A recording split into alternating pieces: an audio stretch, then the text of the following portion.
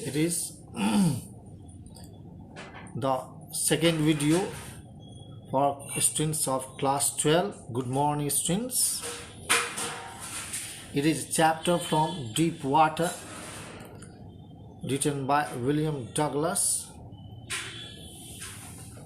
and in this very video I will tell you how he really continued to struggle in water when he was thrown into the YMCA pool where he used to go, and thought that it would be quite safer for him, but it did not happen like that. When Douglas was going deep into water, he thought that it was a long way down. Those 9 feet were more than 90 feet, and it touched bottom. His lungs were ready to burst, but his feet hit bottom. Then he recalled all his strength, what he had, and he wanted to spring upward. He wanted to move upward. He imagines that he would bob up like a cork, but it did not happen. He wanted to come to the surface of water. Instead, he came up slowly. He opened his eyes, but saw nothing. He found that his efforts were useless. Everywhere he could see there was water. It had a dirty yellow thing to it. He grew very fearful. Panic. He reached up as if to grab a rope, and his hands would clutch only at water. Though he wanted to get a rope, he could get nothing. He was suffocating. He was suffocating for breathing. He tried to shout, but no sound came out of his throat. Then his eyes and nose came out of the water, but not his mouth. His mouth was still in water. So it was a very terrible condition. How he would suffer. He fled at the surface of the water, swallowed and choked. He tried to bring his legs up, but they hung as dead weights. The legs were paralyzed. They had become rigid, stiff. A great force was pulling him under. He shouted, but no one could hear his shout. His shout could be heard by none. He could only hear. He had started on the long journey back to the bottom of the pool again. Again he went back to the bottom. He struck at the water as he went on. He spent his strength as one in a nightmare fights, bad dream, having a person he fights. He uses his all strength, but it is not able to struggle.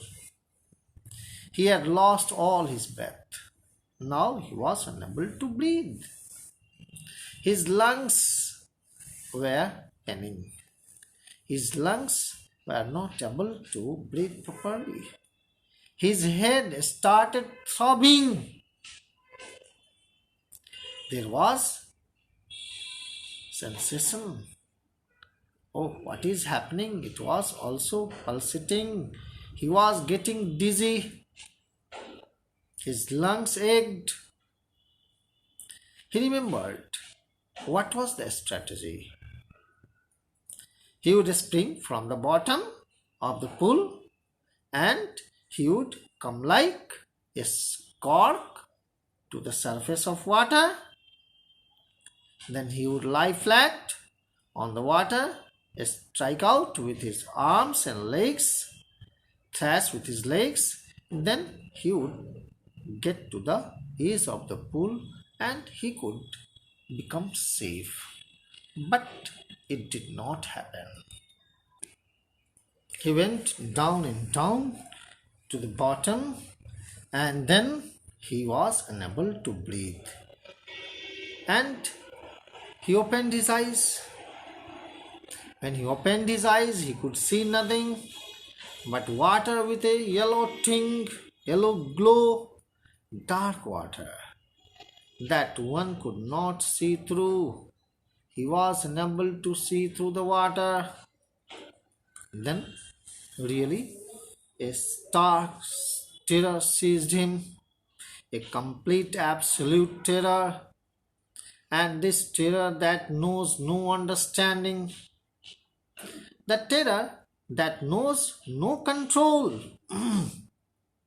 the terror that no one can understand, the terror that who has not experienced it can never understand it. He was shrieking underwater.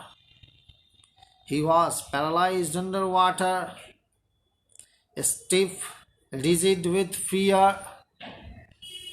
Means now he was so much terrified that he could not come out of the water. This really made him feel weak, energyless, and completely subdued. He was completely paralyzed. He had lost all hopes of living. Even the screams in his throat were frozen. Only his heart and the pounding in his head told him, "Oh, Douglas, he was alive. Oh, Douglas, he was alive." What did say? That only his heart and pounding in his head could just give him information that William O. Douglas is alive. So it was a very terrible condition that he had to suffer. And then in the midst of the terror came a touch of reason. What was that reason? He must remember to jump when he hit the bottom. Another idea was coming. When he went to the bottom, he felt the tiles under his legs. His toe reached out as if to grab them. His toes wanted to reach out to the tiles, wanted to grab so that he could jump with all the energy he had. But nothing happened. The jump did not make any difference.